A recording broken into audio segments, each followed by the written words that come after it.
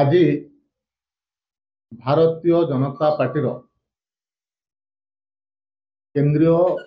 ନିର୍ବାଚନ କମିଟି ନୂଆପଡ଼ା ଉପନିର୍ବାଚନ ପାଇଁ ଶ୍ରୀ ଜୟ ଢୋଲକିଆଙ୍କୁ ପ୍ରାର୍ଥୀ ଭାବରେ ଅନୁମୋଦନ କରିଛି ଏବଂ ଭାରତୀୟ ଜନତା ପାର୍ଟି ସାମଗ୍ରିକ ଭାବରେ ए प्रार्थित्व को लेकर समस्ते खुशी अछंती एवं मन मध्य बनई नुआपड़ा विधानसभा एक ऐतिहासिक विजयी भारतीय जनता पार्टी को करने से दृष्टि निर्वाचन प्रक्रिया भितर आसंता काली नुआपड़ा ठारे भारतीय जनता पार्टी प्रार्थी श्री जय ढोलकिया नामांकन पत्र दाखल करिवे एवं से नामांकन दाखल समय रे 40,000 ऊर्ध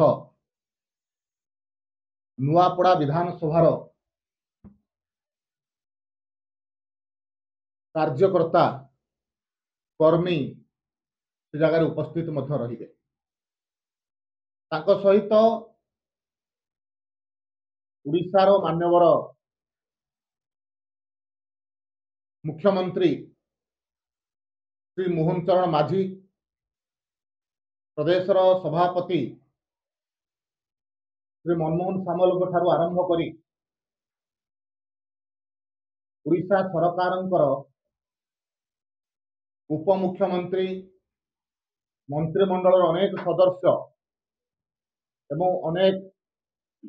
सांसद और विधायक यही नामांकन पत्र दाखल समय नुआपड़ा उपस्थित रहिबे ता सहित आसंता काली दिन पाखापाखि 11:30 समय नुआपड़ा ठारे